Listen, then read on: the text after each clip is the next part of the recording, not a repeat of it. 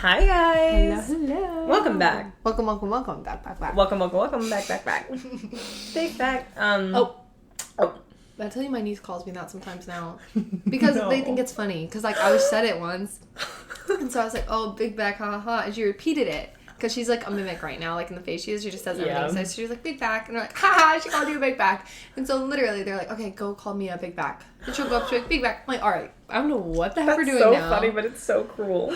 No, and then my sister I think sent me a video because she was like going like, "Oh, big back, Mia big back," because she associates me with the big back because they tell her. So she's like saying like Mia big back like just on her own now, and I'm like, what the heck has happened to the world? That is so funny. Low tide. Before we even get on low tide, that's a low tide for me. Big back.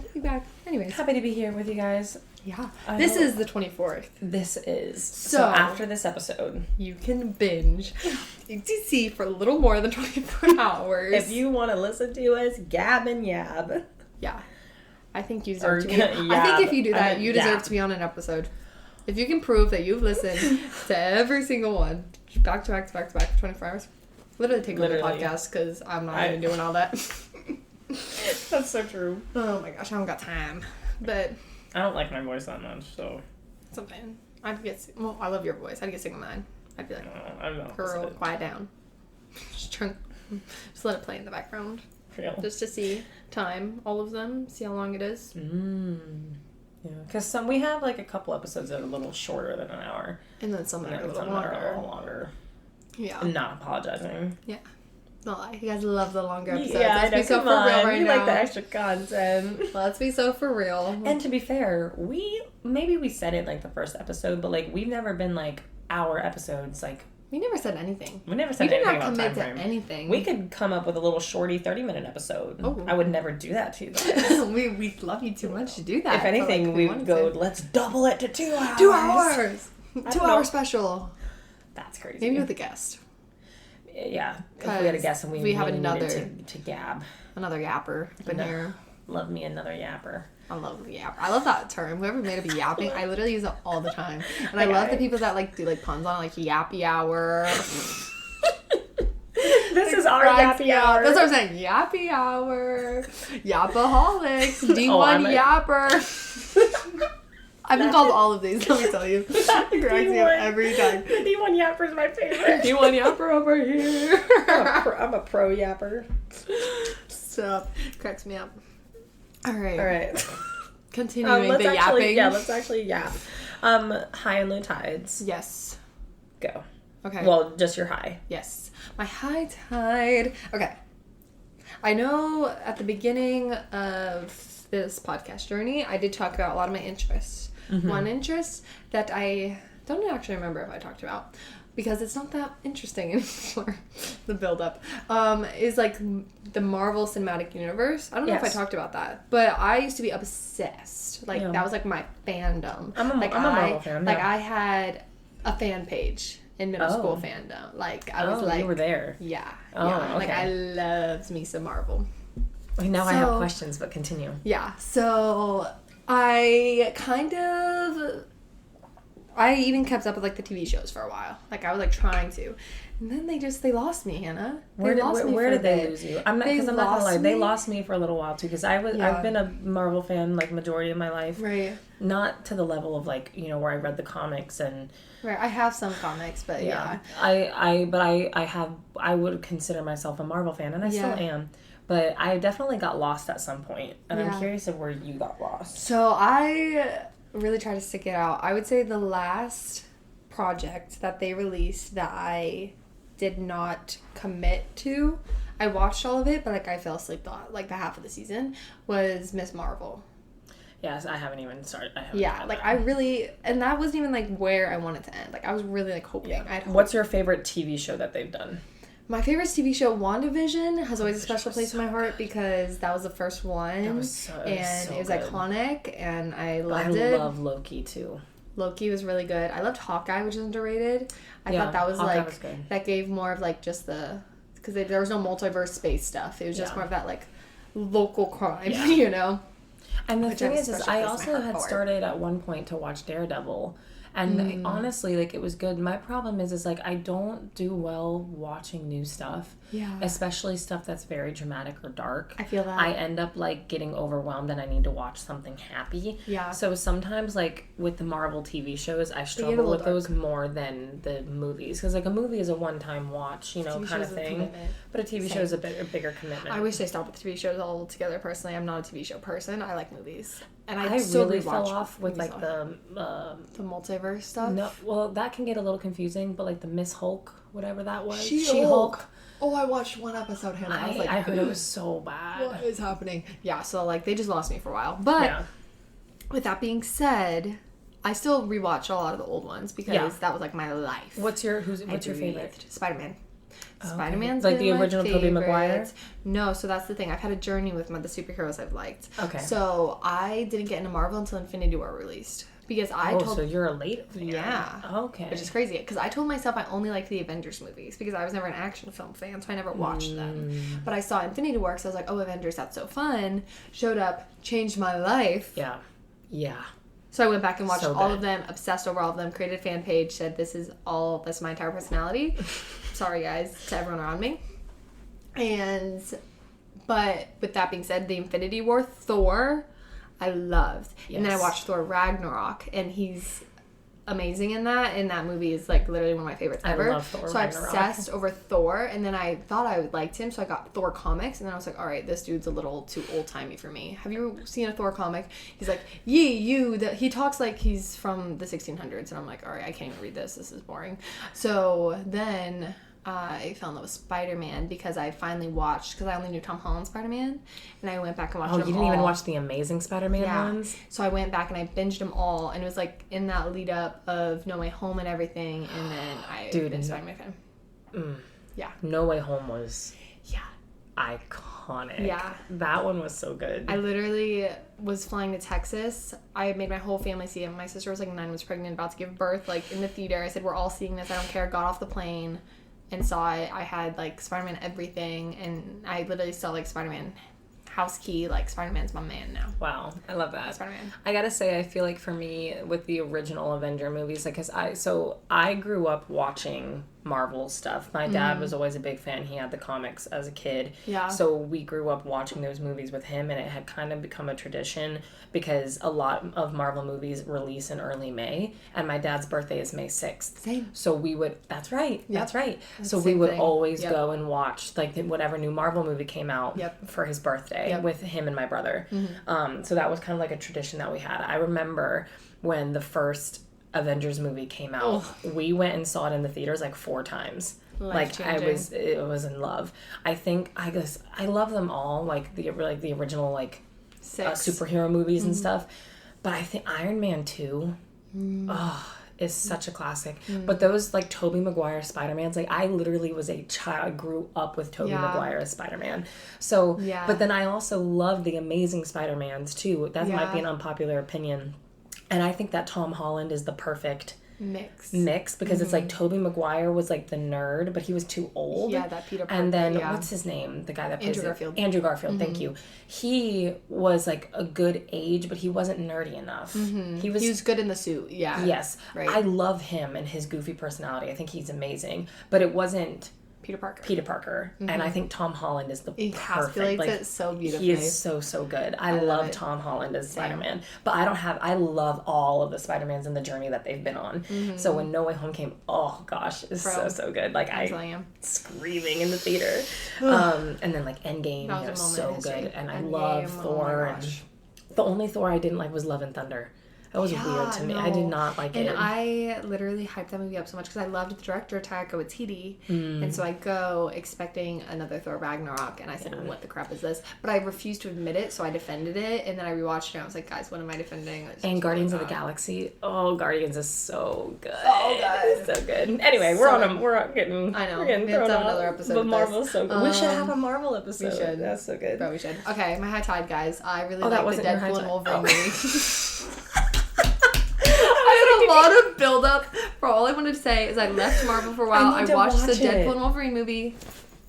Literally, I'm showing no one. You literally have I have a Wolverine charm bracelet. Right now, I loved it. Their marketing, them together. It was Hannah, the movie's so good. I need to watch it. I need to go see it. So good. And it, like, just reminded me of that love that I, like, obsessed over for so much. And, like, Marvel, like, wanting to, like, dive into it again. It was so good. I love that. That's my high tide. It was a journey. It was a journey, but we got there. Oh my so my high tide is kind of like chill. Just, I've been in my new job for a little while now, especially by the time that this episode drops. As we're recording, it's been 2 weeks, but when this drops, it'll be like a month. Right. It's been going really well. I love it.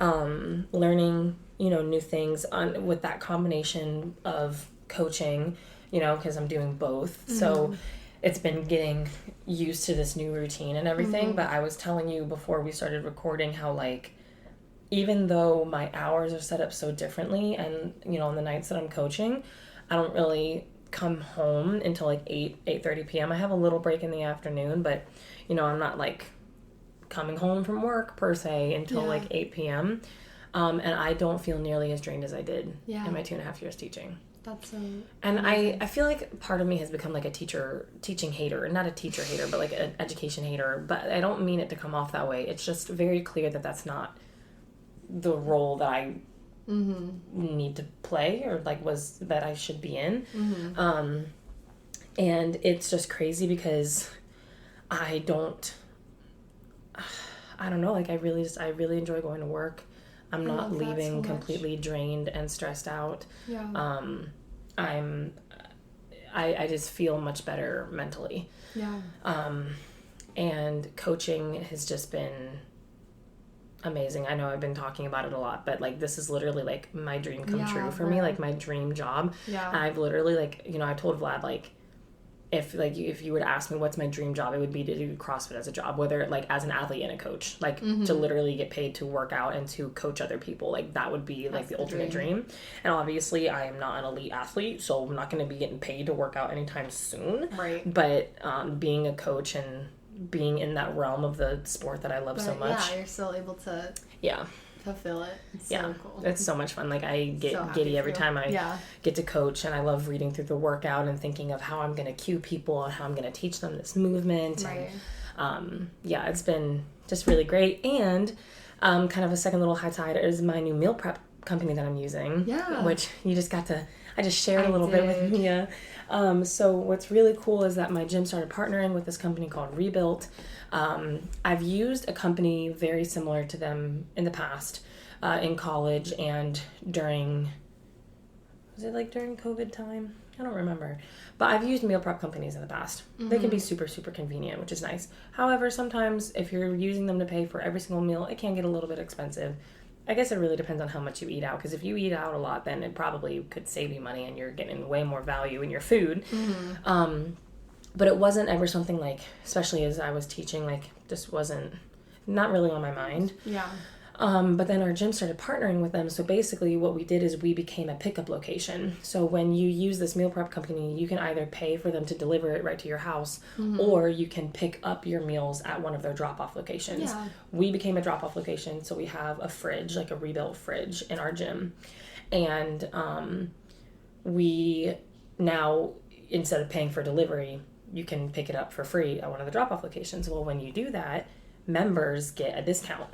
And coaches also get a nice discount. Nice. So now it's become like extremely convenient, both financially and just in general. Because on those nights when I'm coaching, I come home and I can just pop a meal in the microwave, and I don't have to worry about cooking. I don't have to worry about dishes. It's really, really nice. Yeah. Just because I'm not getting home until a little bit later. Yeah. And they're so nutritionally. I was about to say, they're good for you. They're so good. Like the ingredients, it's whole foods. The macros on them are great. So what I've been doing is 5 breakfast meals, 5 dinner meals, and I cook and prep my lunch. But I like cooking and prepping my lunch, like that took me like an hour to do yesterday. Yeah. I'm not prepping my lunch and my dinners. So, and it's like sometimes like when Vlad is home and he's on shift and like we cook together, then I can save one of my dinner meals for my lunch the next day, so it really works out. That's perfect, yeah.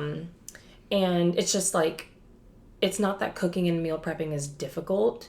It's just because I'm getting home so late, It's time consuming. it's just nice to have something already prepped and I just have to worry about my lunch. Right. And they've been so good. But I had one of my sweet treats that I got for the week was a blueberry muffin. And sadly, I'm not a huge blueberry muffin fan. Yes, who is? But Mia loves blueberry I'm a muffins. blueberry muffin gal. It had 4 grams of protein in it. You know me, you know I love blueberry And it has like muffins. 5 ingredients. Bro, I literally was looking at it, I was like, did they just list random things on here? There's no way those are all the ingredients.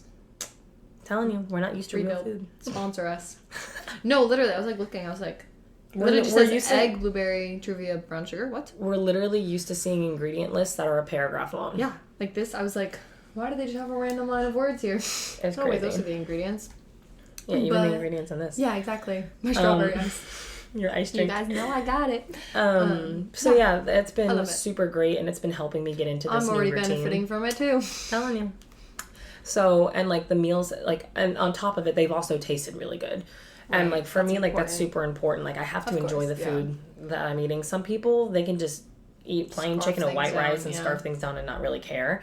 And like food is specifically just a fuel source, but I have to enjoy my food. Mm-hmm. And the food's been really great. Like again, I was telling you, I had like banana Foster's pancakes Yeah. and waffles and bacon Yeah. for my breakfast. And then I had this past week like roasted turkey and stuffing and a meatloaf and mashed potato meal. And like it genuinely is really good food and the nutrition on them is super high. So that's Real. definitely a high tide. I love that. I love it so much. Speaking of food, I want to talk about my low tide. Is your low tide food related? Yes, actually. So, Oh. yeah. Oh. I know, I spilled the beans a little earlier just talking to Hannah about life. Usually I like to surprise her with my life on the podcast, but okay, guys. So we went to Panera. I think you talked about it last episode, but we recorded back to back. So sorry, guys, you're gonna have to hear about this Panera experience. Hers was good, mine was bad. Actually, no, it was a great time. I love the people, but let me tell you. So first of all, Panera stresses me out. I walk in this menu, I want to die. The already. menu is really long. It's very yeah. stressful, very overwhelming. It's really expensive. So I'm like, guys, what do I do? So I end up. What the heck did I get? Let me tell you. I got friggin' like a mac and cheese, which came with bread. Thank the Lord, I didn't even know that. And then I got a smoothie and a muffy. No way. I just realized I had like 3 muffins today.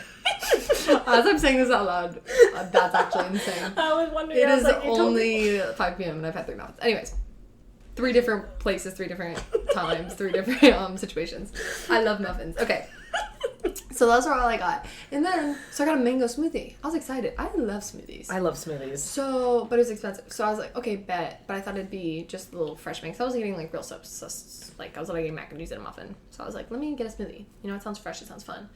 First of all, I was kind of disappointed. It didn't taste very good. It tastes like kind of like yogurty. And I was like, Yeah. and guess what? They gave me a paper straw. So I'm drinking this freaking smoothie. Bro, smoothies with a through paper straw should straw. be illegal. And I literally couldn't get anything out. No. So it was like bending, You have to dissolving. get, yeah. Okay, so I'm already having a horrible experience. So I literally just take the lid off because I'm like, you're stressing me out. You but need I a spoon. still, yeah, literally. So I was like, I was just drinking it without the lid. And then I realized, I was like, oh, why? I'm not enjoying this. Literally, get away from me. I don't really love this smoothie. And then I look in the smoothie. Tell me why there was a hair in it. That's disgusting. It wasn't like a long Can you imagine hair. you swallowed it? No, but that's what I'm saying. I probably did. It was a tiny hair that like was black and not from me, and it was short and like kind of wavy and like Wait. what? Tiny like. Hannah. Yeah, that's worse than finding a Hannah. long. Hannah. No. I wanted to die. I didn't even notice it because I was trying to give away the smoothie. Because I was like, Maybe guys, it was I don't like a want it. beard hair. That's okay. So, anyways, I was like trying to give away the smoothie. I didn't even notice it, and then someone was like, "I'm not drinking that. There's a hair in it." I was like, "Okay, what?" I just drank half of it. What are you talking about? And didn't enjoy any of it, and it was really sad. So that's my low tide. You should have given it back, and made them have you make you a new one. Bro, but I didn't even want it because it tasted bad. So I was like, get this out of my face. Yeah, Whatever. that's tough. Whatever. It's fine. I had gotten I've a never tea, eaten and it wasn't mangoes, good. And so then I went back and I got ginger ale, and they had ginger ale on tap. So that was a high tide. Love. My low tide, Mia very strongly pointed it out to me earlier today, is that I have not played pickleball in a really long time. Yeah. I Like, literally a see this long time. pickleball magnet on her fridge, and I'm like, all right, poser. When's the last time you've been out there? Like, since, like, before Bali. Yeah. It's been, like, over a month. Dude. And I was actually thinking about it the other day, because the thing is that, listen, in my defense, when we first started pickleball, there were people texting about it Yeah. way more. to like give you confirm. I'm not about to go out there if my people aren't going to be there. Yeah, especially on the days where Vlad is working and I'm going out there alone. I'm not going out there if my people aren't out there. I'm not playing with just a bunch of random strangers. I could, but I don't want to. I'm not ruining my sleep schedule for strangers. I'm just not doing it. That's so true. Okay, so like we kind of like fell off the wagon, even though we found out that Vlad gets the texts to go pickleball, but I don't. Whatever that's about. So then, like, when we got back from Bali, like, things were just kind of crazy. I've been starting my new jobs and getting in the new routine and everything, and I wasn't even sure if people were still going. Like, I was like, are people even still pickling anymore? Like, I don't even know what's going on. Like, I haven't gotten a text about it. I don't know. I wasn't sure if, like, normally, you know, we've gone on, like, Tuesday, Thursday, Sundays. I don't know if we're going tonight. I don't know, like, I didn't know if the schedule was the same. So I was like, I'm not about to show up there. And I was doing what we talked about last episode. I wasn't reaching out.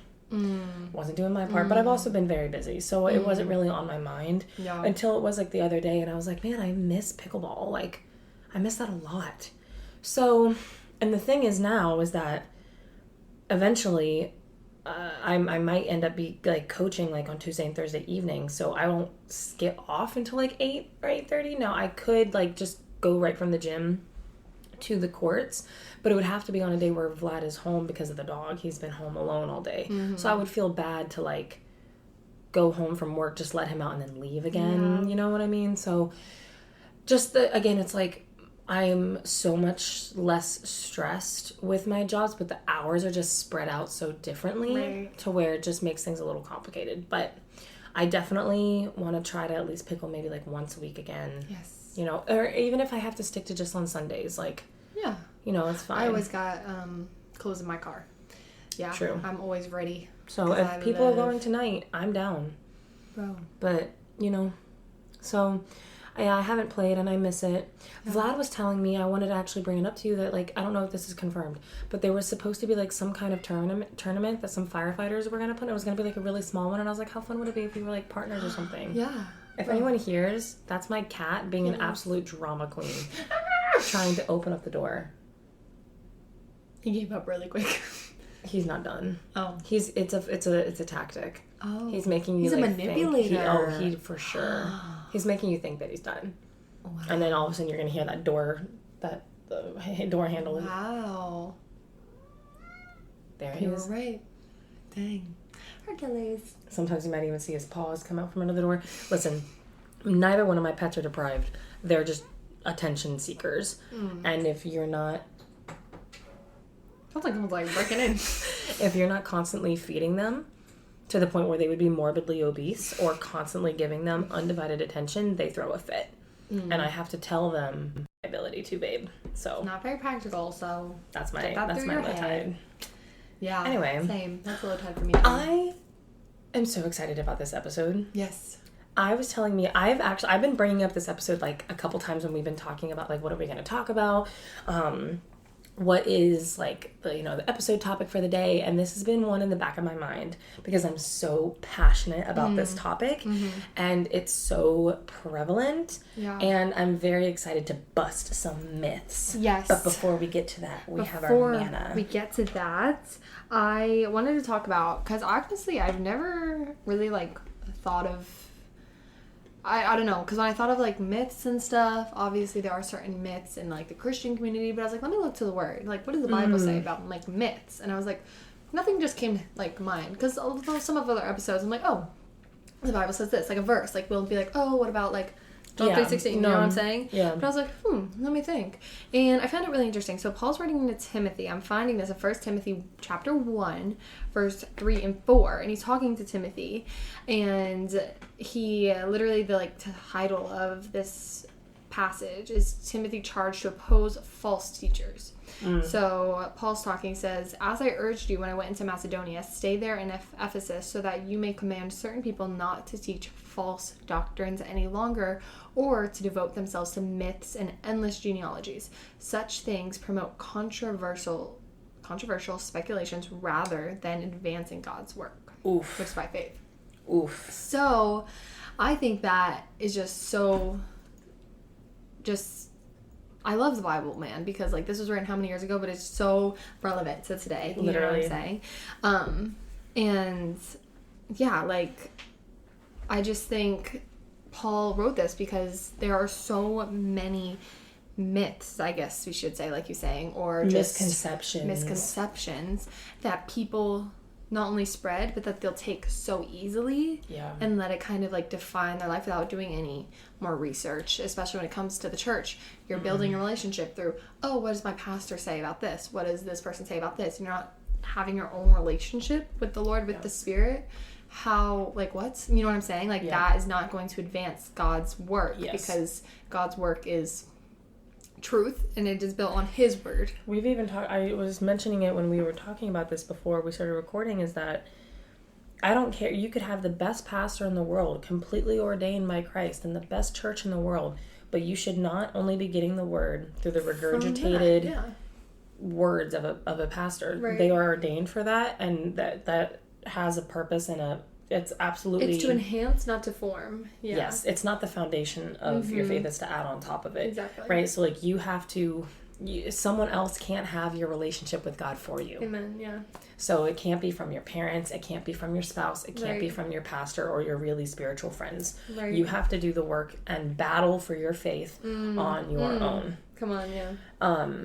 And that whole topic in general, what you just spoke about, goes into more categories than just our faith. That goes into politics. That goes into anything where you are just... The masses are like sheep. There is a reason why Jesus compares us to sheep. Yeah. Sheep are not smart. They just follow whatever is shiny and walk around all over the place. And I'm like, no, like, Jesus was 100% right in calling us that, because like, we're just dumb. Like, we just take whatever is said. Why, again, I've literally said this before, but why do you think the government loves celebrities to push certain things? Yeah. Because we're like, ooh, I love that person. I'm going to believe whatever it is that they say. Right? So that they can get you to be right where they want you to believe whatever it is that they want you to believe. Exactly. And sometimes, you know, whatever, that you get lucky, like, oh, something they said was good.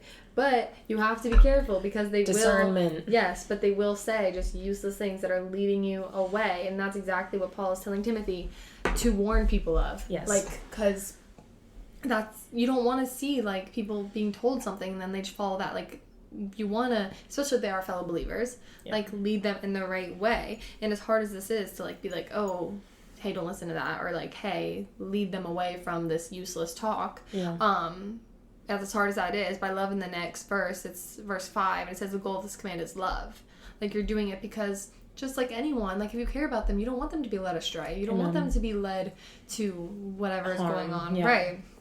And it says but love comes from a pure heart and a good conscience. Yes. Knowing what you're doing is true. Yeah. Knowing what you're doing is honoring the Lord, and a sincere faith, it says. And some have departed from these and have turned to meaningless talk, which are those myths, and that something that doesn't add anything to anyone's life. Yeah, and a thought that I just had too was, like, we've been using the word, like, discernment a couple times, and I think why it's so important, we need to have discernment in every area outside of our lives, outside of the church, because that all of the areas outside of the church are all of the areas where the devil tries to infiltrate. Come on. You know? So, like, yes, you need to have discernment in the church, right? Because your pastors are still human. They're going to say things that are not always correct. Or the church might make decisions that you don't always agree with, depending on where you're at. And we have to have discernment all the time with the Holy Spirit. But sometimes I feel like sometimes we only are, like, led by the Spirit in church, and then we go into our lives and we're, like, being attacked. Limited, right? But it's like, when we're outside of the church is when the devil is attacking. Yeah. You know what I mean? So, like, you have to have discernment with the people that you choose to hang out with. Good. When we talked about the music that you listen to. That's good. You know what I mean? Like, you have to have discernment when, in every single facet of your life, including any information about any topic that you receive. Right? And so it's just like, don't limit what the Spirit can do. Amen. Because you're not listening in other aspects, because you're like, oh, well, I don't need God in that aspect of my life. No, God deserves and should be the foundation of everything, and everything built on top of that. It's so good. And we'll start to see, not that when you live a life as a Christian that life gets easier. If anything, you can argue that sometimes it gets harder. You know, it depends. But it's the matter of the fact that I'm still going to use the Spirit to discern every part of my life. So even when I'm struggling, I know I'm struggling for the right purpose and for the right reasons. That's so good. You know, because we're not guaranteed a life with no struggles as Right. believers, but if I'm going to struggle, it's going to be for the Lord. Right, because that has meaning. It goes against this meaningless talk, just saying Yes. things to sound good, saying things to just, make people believe whatever you want, what is the meaning behind what you're doing? And I hope it lines up with the word, because if you're a believer, that's our main goal, aspiration, and all that we do. So... And all that we do. Everything. Including. So the main point of what this episode is about and why I'm so excited is focusing on fitness myths, nutrition myths, with anything within the fitness realm, because there's so much information. There's so much misinformation. And the thing is that, some people on the other side could argue, well, we have so much more information and access to information now, and you're right. But with that also comes access to misinformation. And we can't be blind to the fact that we live in a society that is driven by money. And people are not always out for your best interest. Yeah. And they're not always out for your best health. Right. They want whatever's going to make them the most money. So we have to keep that in mind. And as someone who has now been in the fitness realm now for 5.5 years since I started CrossFit, and I have my certification now, but that's not the only, I have done so much research on my own. I have gone through and read so many different fads and fad diets and, all of these things that people try to tell you, and especially in the beginning. I'm more educated now, and I am very aware of the information that I'm letting in when it comes to fitness and nutrition. But when I was first starting is when I was being attacked the most with all of these myths about fitness and about health, especially for women. And obviously that's the point of view that I'm speaking of as a woman.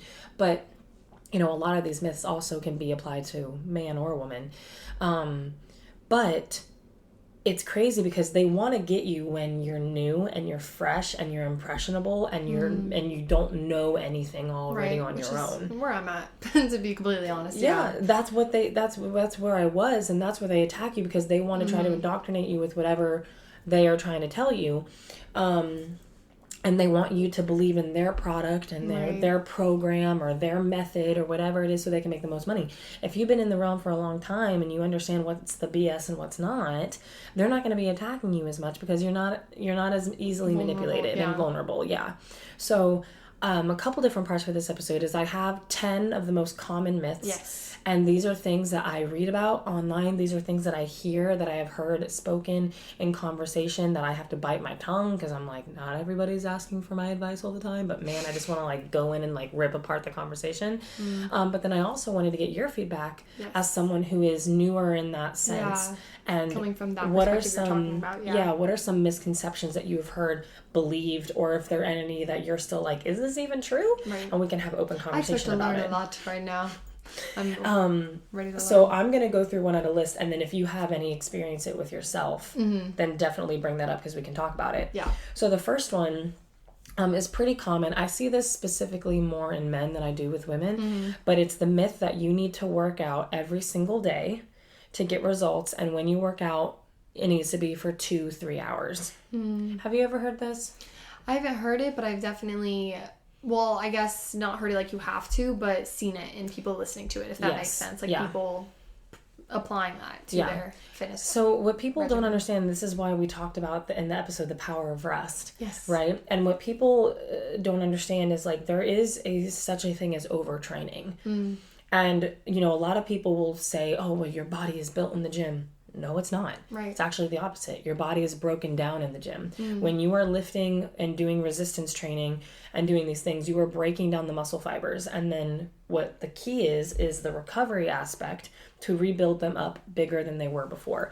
That's what you do when you eat, specifically eating enough protein, and when you sleep and when you rest. If you are overtraining and doing these intense workouts every single day, you're never giving your body a chance to recover. Right.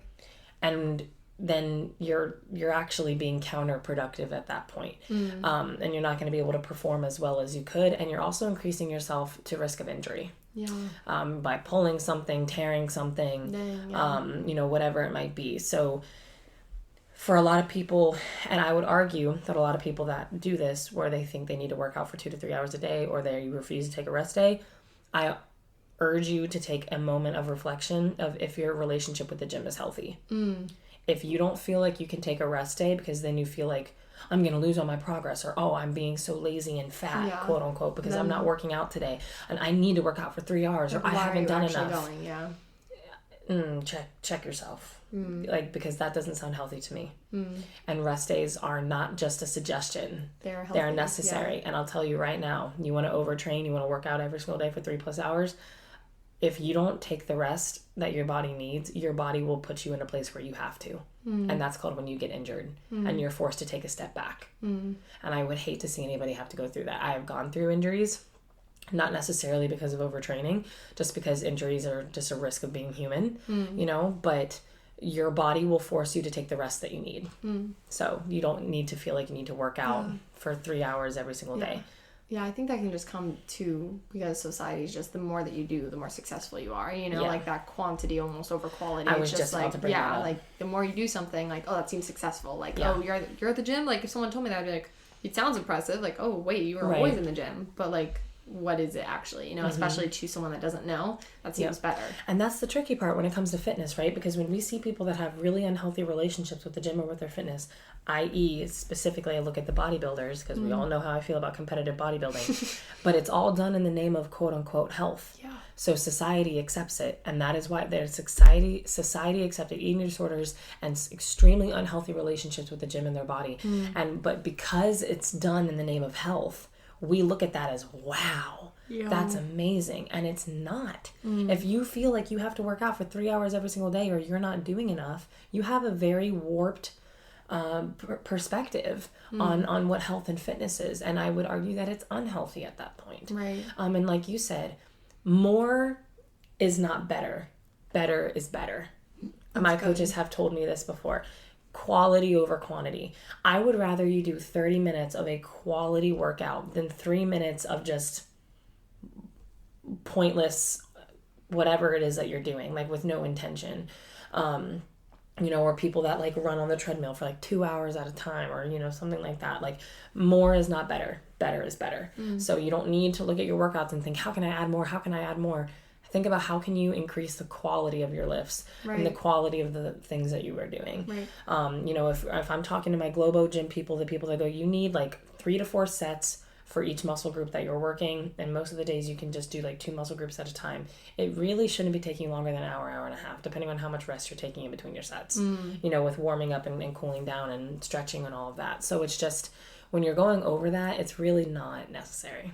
So anyway, that's number 1. Number 2, this is a huge one. This is the one that I get most, one of the most that I get fired up about. And this was part of what we talked about in our episode about the movies that we grew up with and the propaganda and the things that they wanted us as women to believe, that carbs are bad. Have you heard of this or experienced this in your life, or have thought that at one point? I don't know if I ever thought about it, because that's just my life, and I think I would die if I never ate carbs, but I can definitely think about, bro. What did I eat? Love it so much. I ate bread on the side of my muffin too. Anyways. But no, literally, like, when you say that, I can think of multiple like movie references though, that like, I guess I would say like, oh yeah, I guess they're bad for you, but I just kind of accepted it. I was like, oh, it's bad for me, sort of thing. But like, the thing comes to mind, Scott Pilgrim, because it was like a trending sound where he's like eating bread. He's like, oh, I love bread. And she's like, bread makes you fat. And he's like, bread makes you fat? Like, what? That's so sad. I remember that specifically. I was like, oh crap, I'm still gonna eat it anyway. But it's definitely something that has come up. In media or in my life. This one is a huge one, especially like in the early 2000s, and like the generation I think of too is like around like our mom's age. I feel like that generation of women got fed the most BS when it comes to this, and it was around for so long that it's taking a lot. Like, you have how many times I have conversations with my mom, I'm like, no, that's not true. Like, nope. You know, and it's not their fault. That's what the media was pouring out, you know? And so, yeah, there's this whole notion that carbs are bad, or carbs make you fat. And I can't think of something more stupid. It's hard. I would have to think about something that's more idiotic than that statement. So You know what gets me is I've heard people actually make this statement before. They said this sentence out loud. They said, no, yeah, like I'm cutting out all carbs and just focusing on like lots of fruits and vegetables. Those fruits and vegetables are carbs. If you didn't know that, now you know. So then the conversation turns into what kind of carbs, because there are different types of carbs. You have your simple carbs and your complex carbs, right? So your simple carbs are going to be like thinking of like your candy bars, which is what most people, or your bread, depending, but you know, that's what most people are referring to. And then you have your complex carbs, like your sweet potatoes and your rice, right? Whole foods, not the processed. You know, and the reason why carbs have gotten such a bad rap is because all of the quote unquote unhealthy food is majority carbs, like the candy bars and the donuts and you know things like that. But the thing is that carbs get a bad rap, man. And here's the thing: people don't understand that like your carbs are a macronutrient. Okay, you have macronutrients of your body, or that your body needs, that food makes up: your protein, your carbohydrates, and your fats. Alcohol is also technically one, but that's not a food thing. So you have those three. Those three macronutrients make up every single bit of your food. Then you have your micronutrients, right? Like your vitamins, things like that. Every single thing. So, and different foods are going to have different amounts of percentages of what carbohydrate they're focused more on, right? So ice cream is going to be mostly fat, right? Anything that's dairy is going to comprise of mostly fat. But then you have like chicken and beef. Those are that's a protein source, right? And then you have like your breads or your rice or your potatoes. That's going to be mostly like your carb sources. Your fruits and your vegetables are also carb sources. So the thing is that it's a macronutrient that your body requires. That is where you get your energy from. Your body literally cannot function without your carbohydrates. And the thing is that, you know, focusing on eating fruits and vegetables is not a bad thing, but and fruits especially are amazing for you, but they're not super high in carbs, with the exception of maybe like banana's pretty high in sugar and with carbs, right? But your body needs a certain amount. So if you're only eating like vegetables that are very low calories and low carbs, you're still not getting enough. Right. And it became a notion where people took it to an extreme where if you eat any carbs at all, you're going to get fat. And that's ridiculous. And what people don't understand is that what makes people gain weight or lose weight, your body works on energy balance, calories in versus calories out. Okay. So everybody's body has a certain amount of calories that they burn every single day doing absolutely nothing. If you were in a coma and you're literally laying in bed and you're doing nothing, your body is still burning calories because your heart is still pumping, your lungs are still breathing. Like you have systems, bodily systems that are still working that require energy to do so. So that is called your BMR, your basal metabolic rate. Then you add on all the added energy expenditures that you do, because we don't just lay in bed all day, most of us, right? Like we have jobs. And then some of us have really sedentary jobs where we sit down all day. Some of us, like I think of like mailmen, they're walking and carrying stuff all day long, you know? And then some of us go to the gym, some of us play sports, whatever it may be. So then you take all of the calories of all the extra stuff that you've done, how many steps you've walked, whatever it is, and you add that on top of your BMR and you have how many calories that you burn in a day.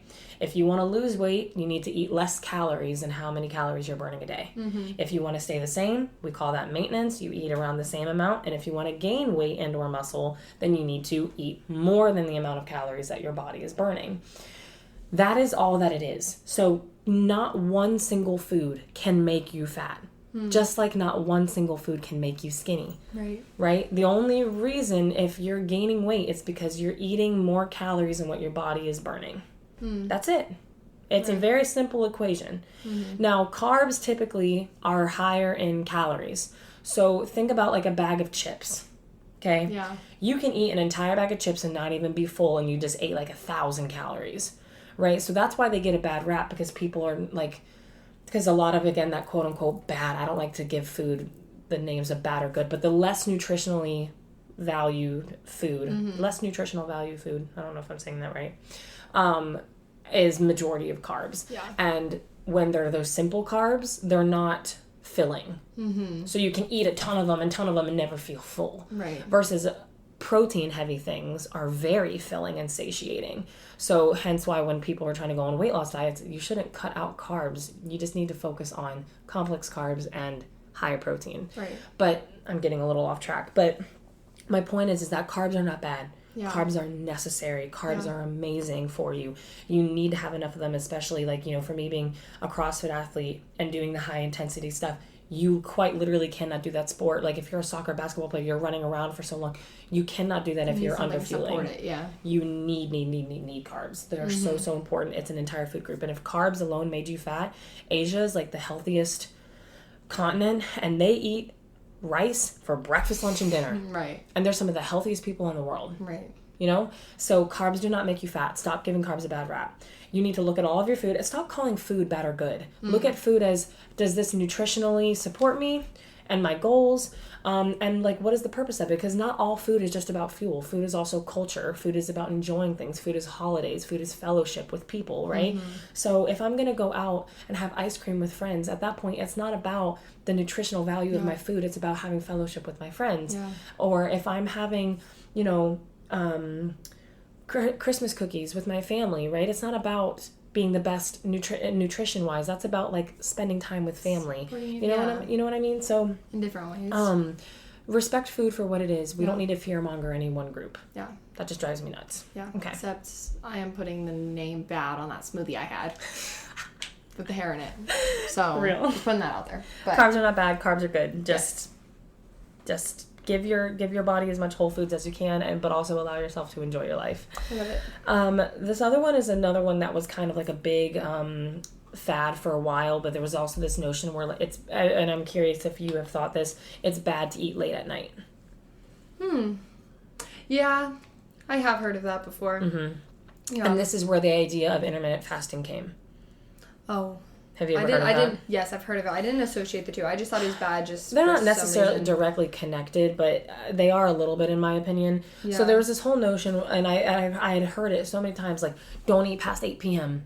You know, don't eat anything unhealthy. Like, I just thought it was one of those things where it's like, don't eat 30 minutes before swimming or something. You know. No, some people believe that if you eat late at night, that's going to make you fat.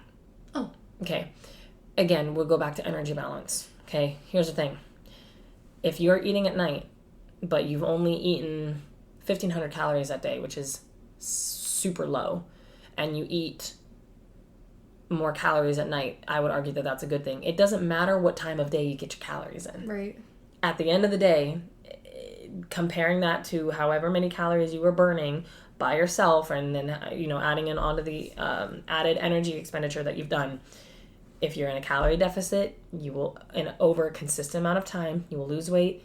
If you're in a calorie surplus for a consistent amount of time, you will gain weight. That's it. It doesn't matter if I'm getting majority of my calories at 9 in the morning or 9 o'clock at night. At the end of the day, before I go to sleep, it just is however many calories that I ate versus however many calories I burned. Yeah. And whether and how, if that falls short, over, under, whatever. Right. It doesn't matter the time of day. It does not matter. Okay, like people put way too much stress on that. I think where a lot of the fear of it comes from is binge eating.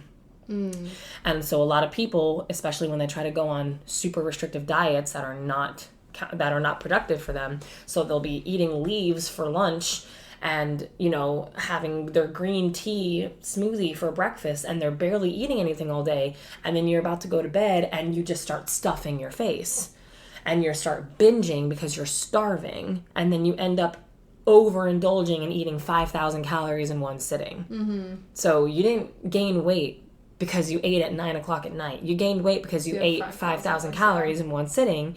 Now, had you actually spread out and had full, well-rounded meals for breakfast, lunch, and dinner with some snacks in between, you could have ended at 2,000 calories. I'm just using that as the general, you know, nutritional mark.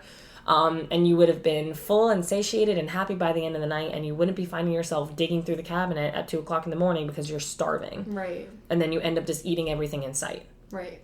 Not productive. So just stop. Stop that cycle. That's a very unhealthy cycle. Okay, this one, no pain, no gain. Oh. You know, if like you need to be in pain for it to be working or whatever, that's dumb. don't work through an injury. This one's just really simple. Oh, if you're, yeah. you know what I mean? And that doesn't mean like, oh my gosh, this is really hard and I want to quit. That's not what I'm talking about. I'm talking about like, there are people that will work through injuries. Mm-hmm. No. I believe that movement is medicine, but you have to be smart about it. Okay. You should not be working through sharp, ow, this is really hurtful pain. Okay. Something's wrong. You need to go get it checked out. Do some rehab for it, whatever. Doesn't mean to stop working out, but stop doing it. You should not be working out through intense pain. Right. That's not healthy. That's just simple. Okay. This is a big one. I'm curious if you've heard this before. Muscle weighs more than fat. Yes, I have heard that before. What do you think? I'm just curious. Muscle, I think I have always thought that because, like, I remember hearing from people, like, if I did gain weight, they're like, oh, it's probably muscle. Mm-hmm. Like, you know what I'm saying? Like, oh, it's probably muscle because that gains more. Or say, like, they have been working out, like, oh, I've been working out, I look better, but the number on the scale is going up. Oh, that's muscle. That's right. what I've heard before. Okay. So there are some people that genuinely believe that muscle weighs more than fat. I heard that growing up all the time. There's still a lot of people that believe that. The thing is, and I understand why people do, it's just misplaced. A pound is a pound. Mm-hmm. Right? A pound of brick weighs the same as amount of a pound of feathers. Right. But feathers, you would need a lot more feathers to make a pound than you would need for brick, right? Because brick is denser. Mm-hmm. Right? So some people genuinely just think that muscle weighs more, but I'm like, that doesn't make sense. A pound is a pound is a pound. Doesn't matter what the pound is made out of. Now, how much volume that substance takes up, that can be different, right? So think of fat on your body as like a sponge. Mm-hmm. Like the yellow sponges, and think of muscle, think of chicken breast. Okay. Like, you know what I mean? Like think of like something along those lines, or like a sheet of metal. Okay. You don't need as much metal to create 2 pounds as you would if you wanted to get 2 pounds of sponges. Yeah. You know what I mean? Yeah. So if I were to have 2 pounds of sponges, it would take up a lot of space. Right. 2 pounds of metal would be very small. That's the difference between muscle and fat. Fat is porous, it's spongy, it takes up a lot of space. Muscle is very lean. It's very, the look when you feel toned, it's very lean. It doesn't take up a lot of space, it's very dense. Interesting, yeah. So when people are saying that muscle weighs more than fat, no, it doesn't. It doesn't weigh more, but it takes up less space. Yeah. So for me, I gained 40 pounds from the start of my fitness journey to now, but you wouldn't think, you can definitely see the weight gain in a positive way. But when you think of people, if I were to gain 40 pounds of fat, I would look drastically different. Right. But, and I did gain some fat with that, because all weight gain is going to include some fat, but majority of it was muscle mass. Mm-hmm. And it doesn't take up as much space. So that's why people tell you that the number on the scale doesn't matter. Yeah. Because some people are only focused on the number on the scale going down, but that number going down could also mean you losing muscle too. Mm-hmm. Right? It's all about for most people, their goal would probably be more body recomposition, where you're trying to have majority of your weight be from muscle than from fat. So some people, the number on the scale doesn't change, but their body looks drastically different because where their weight is coming from has changed. That makes sense. If that makes sense. It does. The more calories I burn, the better the workout. Yeah. I would think, okay, yeah, I do want to hear your opinion on this, because if you are doing the whole wanting to lose weight, wanting to burn more calories than you're taking in, would that not be successful if you did burn more calories? Right. So, yes and no. Mm-hmm. Obviously, if you work out more and you burn more calories, then that's putting yourself in a better position to be in a calorie deficit if your goal is to lose weight. Okay. The problem with this is that how many calories you burn does not equate to how good of a workout you had. Because, number one, you burn less calories, you could argue, in a weight training session than you would with doing a bunch of cardio, but weight training is the best way to actually lose weight. Right. So there's a lot. I could have a whole episode on that alone, so I'm trying not to go over too much. But some people are too focused on how many calories did I burn more than the quality of their workout. Right. If that makes sense. No, that makes sense. And also, there's no way to really know how many calories you're burning in your workout. Yeah. So this was the second part of this, is that a lot of people use like their Apple Watch or their Fitbit or whatever to tell them how many calories. Like a fitness machine. Yeah. Yep, and they'll be like, oh, I hit 1,000 calories. Honey, you didn't burn 1,000 calories. I can tell you that right now. They are notoriously wrong, inaccurate, and they overshoot by a lot. Like, you probably burned like 300, not 1,000. Oh, dang. Yeah, like, it's crazy inaccurate, some of them more than others, but there's no way to really have those machines because they're going based on your heart rate. Yeah. But just because your heart rate is getting elevated doesn't mean that you're getting a good workout, and your heart rate gets elevated if you watch a scary movie. That doesn't mean you're doing cardio. Right? So there's like, I don't think that should be people's focus. Mm-hmm. I don't think that should be people's focus. You need to be active, but your workouts should be based on the quality of the workouts, not just based on how many calories you're burning. Mm-hmm. Because you can do that doing a lot of different things, and that doesn't mean that's the best for your health or for your fitness goals. How do you recommend, real quick, keeping track of the calories you burn then, if you are trying to do a calorie deficit? Yeah. So you can kind of give yourself general, estimates. Mm-hmm. Majority of it needs to be based on your food, and there are machines that you can use to try to figure out what your BMR is. Some of those are more accurate than others. Right. And again, that's a really tough number to figure out there, but you can at least try to get a starting point, and then you need to base it mostly they'll give you kind of a general how active are you. If you're a full-on athlete, they're going to assume that you're burning around this many calories. If you're moderately active, you might be burning this many extra calories, right? Going off of that, yeah. So you can kind of get a general and then base your nutrition off of that, and then give it a few weeks and see what changes are being made. If you're not losing weight, then you need to lower your calories. Yeah. Then we underestimated how many calories you're burning. If you are if you are losing weight really quickly, you're okay, maybe we overestimated how many we underestimated how many calories you're burning. You're burning a lot more, and you're losing weight really quickly. So you have to, it's a process to figure out what your true maintenance is and how many calories you're really burning a day, to figure out nutrition wise where you need to be eating. But it's something that you have to kind of figure out, but you can get those numbers on a general basis. And that's the problem, what you're talking about, because a lot of people will base it off of, oh, I burned 1,000 calories on my Apple Watch in my workout. So they think that they've burned so many more calories than what they really have. More, so then when they're eating and then they're not reaching their goals, they get confused. Mm-hmm. But it's because you're overestimating how many calories you've actually burned. Yeah. And not being as realistic with it. So it's very tough, but there's not a way to find that exact number, and that number is going to be different every single day. Mm-hmm. Right? So it's about general and being consistent of eating in somewhat of a caloric deficit over a long period of time to slowly and healthily lose weight. Same thing on the opposite end if you're trying to gain weight or gain muscle. Mm-hmm. And nutrition and your food is going to be something that you might have to adjust. Right. Or if you know that hey, I was way more active today than I normally am, could probably use an extra protein shake or something along those lines. Right. So yeah, it's not something you can really find the exact. You have to play around with it.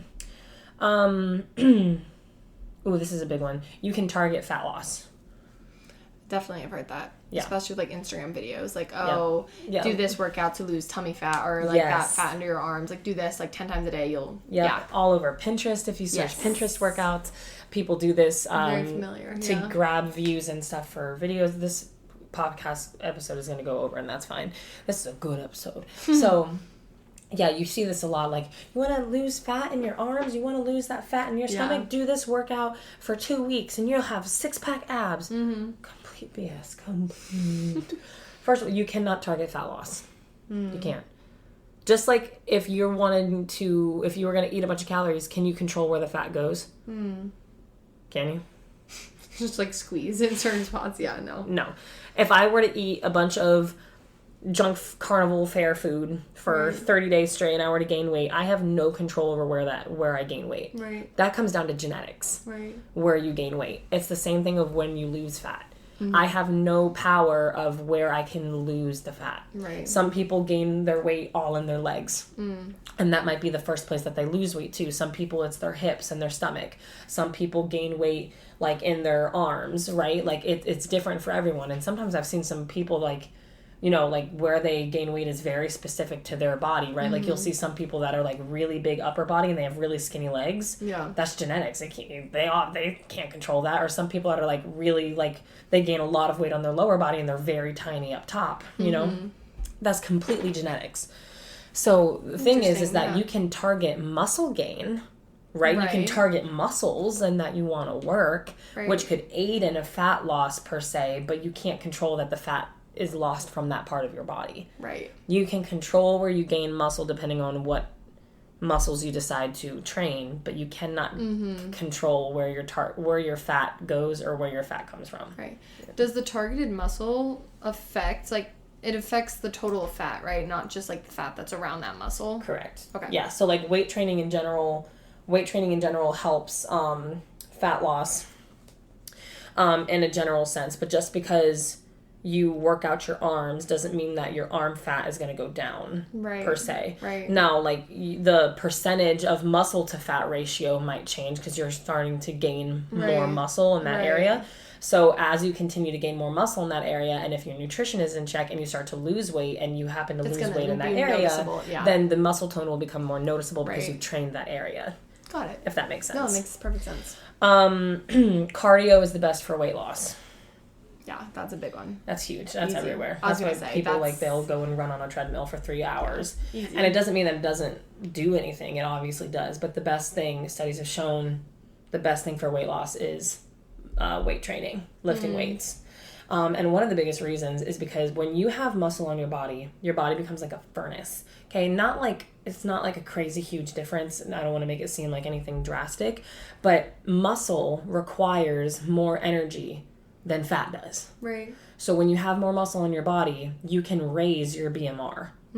So because your body requires more energy to maintain that muscle on your body. Right. So the more muscle that you put on your body, the more energy that your body requires for you to maintain that muscle. Therefore, like that's why like people like bodybuilders or whoever is like, you know, really in shape and they have a ton of muscle. They're like, yeah, my muscle allows me to eat more because I have to in order to maintain this muscle because it can help raise. But yeah, interesting. The weight train, if you're trying to lose weight, strength train.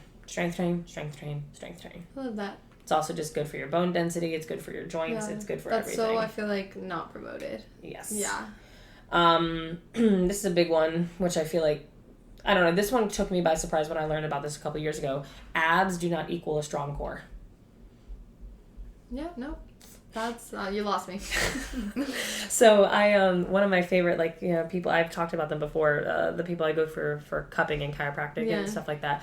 I remember one time he told me, he was like, yeah, you'd have no idea how many guys come in here with 6-pack abs and they have very weak cores. Interesting. Yes, because the abdominal muscles are not the only part of your core that okay, if that makes sense. So okay, your core is more than that. Right. And there are people that, I mean, even like myself, don't have 6-pack abs, but I have a stronger than what I had before, a stronger core. So there's so many other muscles that are involved in your core than just your abdominal muscles. They're a part of it, but they're not the only ones. And for example, when we do front squats, it's a part of Olympic lifting. It's we do them a lot in CrossFit where you're holding the bar here in front and then you squat down. A lot of people struggle to keep their elbows up and their chest goes towards the floor because they don't have that core strength to lift it, to keep your chest up when you're squatting.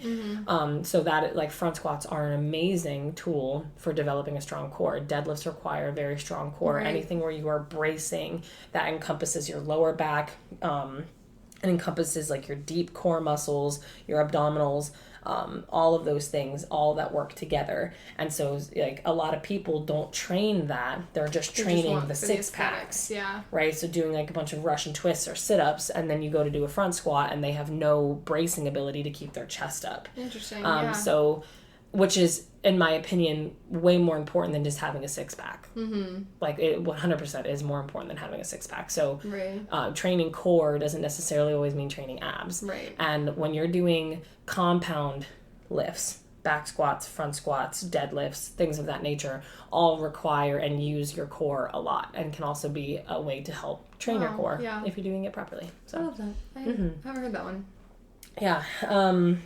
Also, I just want to like preface by saying that I am not a scientist. You know what I mean? Like I'm a coach. This is the knowledge that I know, and there's also been things that some of these on this list that I used to believe, and I've learned more and have come to realize You've just since. done the research, right? Many people don't. Yeah. But I'm completely open to being wrong on things.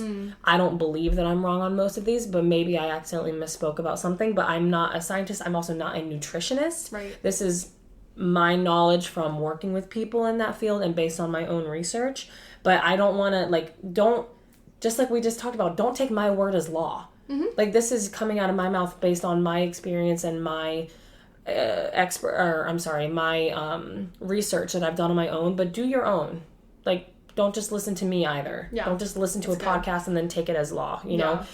Definitely, like, take it as maybe a stepping stone, being like, I want to learn more about that, you know? And I might have misspoke on something, but I'm not claiming to be a pro here. Like, this is just someone who's been in the fitness realm for a while, whose life is in that realm, and this is what I know to be true. Right. But also, like, this is a constantly changing science, and there's constantly new research coming out, and some of this might be different, you know? I don't know if it really will be, but I'm always open to learning new things. So I just want to make that clear before my last one, which gets me the most fired up. Which is why I saved it for my last one.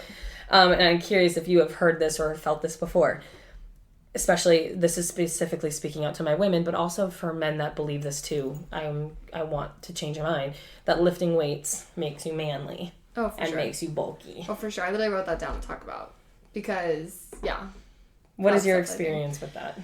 I think, obviously, I don't know if it was because obviously, when I first got into the gym, I was, like, in middle school, and I just wanted to be, like, really skinny. Like, that was just obviously the goal. Which is what most of us, So, I did the cardio. Because, again, that kind of goes into the myth you're talking about, which that burns the most calories, which means that I'm having the most success with, you know, my goal of being skinny, you know? I mean, I just would avoid the weights. I think also, I don't know if, again, I feel like a subconscious thing, but, like, the men dominate the weight area. Yep. So you're like, that's a man's thing. If I don't want to look like them, I'm not going to do what they're going to do. Like, I'm not trying to have their body type. Yeah. But the girls on the treadmill look really skinny, so I'm going to do what they do, you know? So I would say that's kind of was my thought process with my experience in this area. So this one gets me revved up because it's a way that companies have and people have used to try to keep women out of the weight sections. That if you lift weights, you're going to look like a man and you're going to be bulky and you're going to be manly. Give me a second to compose myself. Take a deep breath with me. Deep breath. You know what? I stand corrected. That is the most idiotic thing I've ever heard in my life. Hey, there you go. Just prove me wrong. Literally have not heard something more ignorant in my life. The best way that I can compare this, so you can understand how stupid this comment is like someone saying that they don't want to drive their car really fast because they're afraid that they're going to become a NASCAR driver. I'm not going to cook a meal because I'm afraid I'm going to turn out to be Gordon Ramsay. That's so funny. Like, that's how stupid it sounds. That's so funny. Like, that's dumb. Like, I'm going to hurt some feeling. I don't care. Like, it's so dumb. That's so funny. Okay, so here's the thing. Lifting weights does not make you bulky or manly. And a lot of these women that believe this, they're refusing to lift like 10-pound weights. You think you're going to get bulky lifting 10-pound weights? Yeah. When I tell you that there are women, me being one of them, have been lifting heavy consistently for 5+ years, and I'm still not bulky. And that's most of our goal. Man, oh man, would I love to be bulky. I want to have boulder shoulders and monster quads and, you know, traps that go all the way up to my ears. Like, I want biceps on my biceps. Like, that's what I want. And I understand that that's not what everybody else wants. But I've been lifting consistently, heavy consistently. We're talking, like, way more than just 10 pounds for 5+ years and I still don't look like that. And I've been doing everything in my power that I can to look like that. Do you understand that there are women that dedicate their entire lives to lifting very heavy and they still don't look bulky? Right.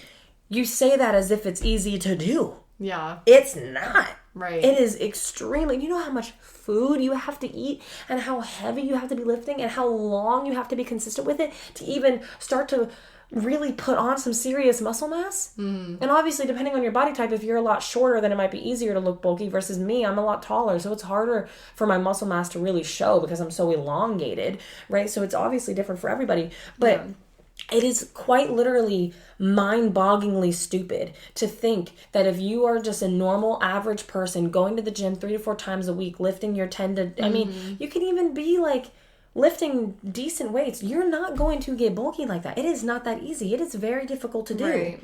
And then when it comes to the conversation of the women that look like men, honey, they're taking testosterone. They're taking steroids.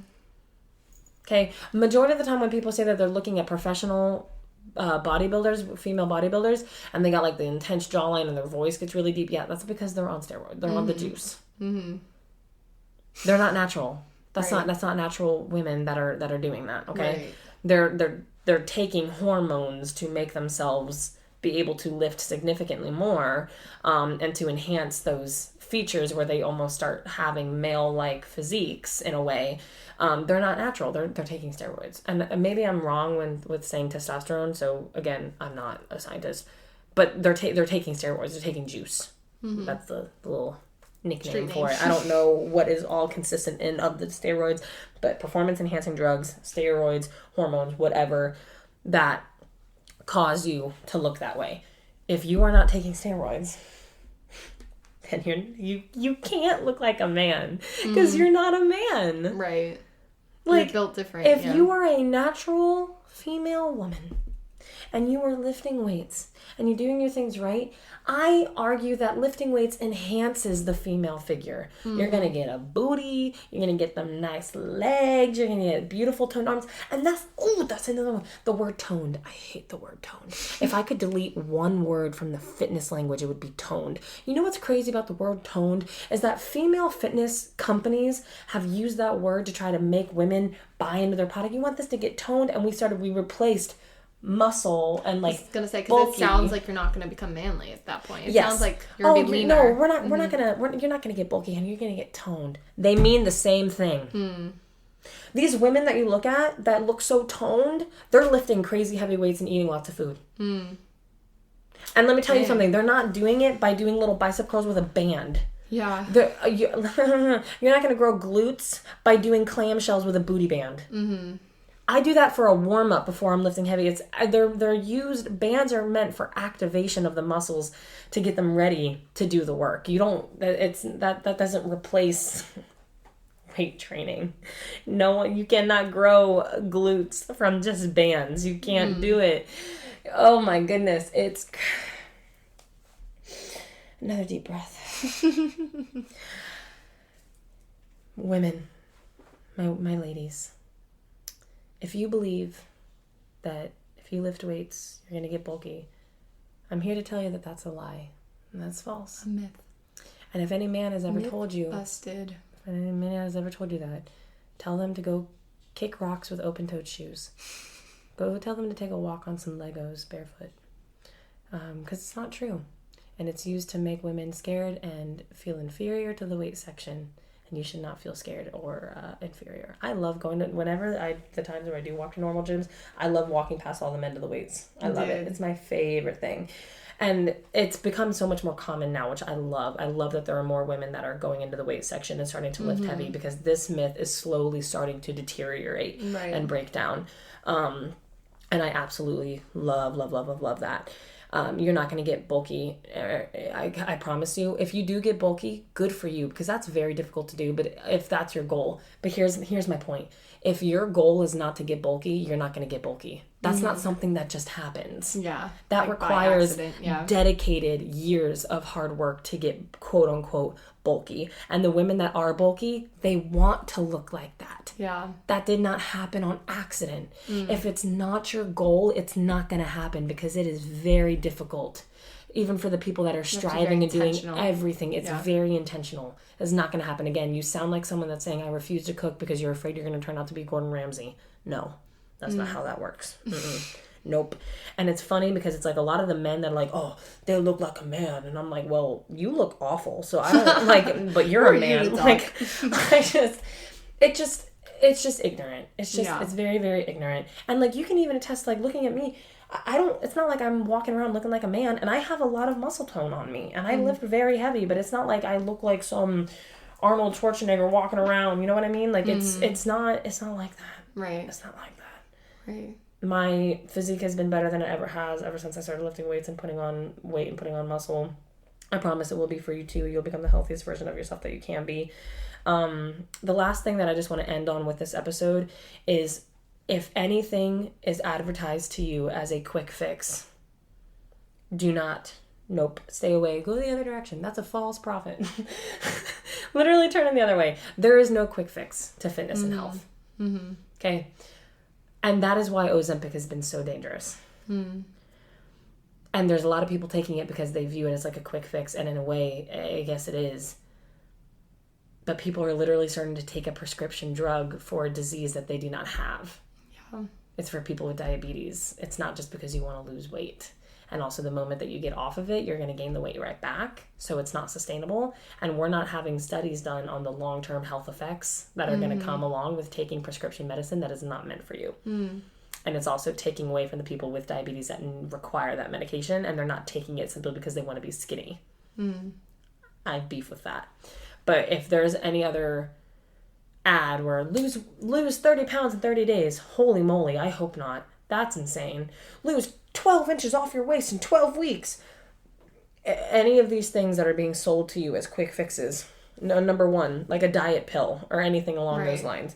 Number one, either A, it doesn't work and it's complete scam and you're literally just wasting your money and you're going to get disappointed. Or number two, it's highly unhealthy and unsustainable. So for example, I think of like keto, which was not meant for the general masses. It was meant for people with epilepsy. So that's, again, doing something that was not intended for the mass population, where you're cutting out majority of your carbs. Does it work for fat loss or for weight loss? Yeah, you're going to lose a lot of weight really quickly if you cut out carbs. I can promise you right now that you're going to be miserable. You're going to have zero energy. You're going to feel like a zombie. I don't know who wants to live a life without bread. Couldn't be me. But my whole point is that, will you lose weight really quickly? Yes. But are you going to be able to keep that weight off for the rest of your life and to be a healthy version of yourself? No. Because I guarantee you, I don't see many people. There are a couple, but the exception is not the rule. Majority of people cannot do keto for like longer than like a month. Yeah. I'm not getting that from anyone. That's from what I have seen in my personal life, so I don't know the actual statistics on that. But I don't see people being able to keep up with it for very long because it's not sustainable. And then that's when you're going to end up binging and eating everything in sight because you've been depriving your body of an essential macronutrient that provides you energy and sustainability. And then guess what? You're going to gain all that weight back. And probably more so because you're eating way more because you're so hungry and starved out from how little you've been eating. Right. So yeah, if something is promising you a quick fix, it's either severely unhealthy, it's not going to last, and it's going to come back to bite you even harder, or it's a complete sham and you're wasting your money. People don't want to hear it, but I'm sorry to tell you, it's going to require hard work and dedication, and it's going to be a very slow process if you're going to do it right. It's the same thing with like gaining healthy weight, right? If I wanted to gain a lot of weight really quickly, I can eat a ton of junk food. Some people call it like a dirty bulk, a ton of junk food, and just stuff my face and gain weight really quickly, but it's not the kind of weight that I want to gain, and it's not going to be in the best interest for my health. And then in the same sense, it goes with weight loss. So if you want to gain weight, be in a slight calorie surplus over a consistent amount of time, weight train at least 3 times a week. If you're trying to lose weight, be in a slight caloric deficit, something that is sustainable, with weight training at least 3 to 4 times a week. And give yourself 3 months until you can start seeing some changes. And even then, I would say you need to do it for an entire year. Take your progress photos once a month, do it for an entire year and tell me you don't see anything different. Yeah. And that's that episode. And that is that. And that's a wrap. Yeah. No, that was so good. Like I learned a lot. Not gonna lie. That was really good. I hope that there's some people like if they're like, what? That's not real. I hope you know that you can eat carbs and not feel bad about it. Amen. I'm gonna go. I'm gonna have some pretzels right now. I'm gonna eat some more carbs. I'm finding myself another muffin right now. All right, guys.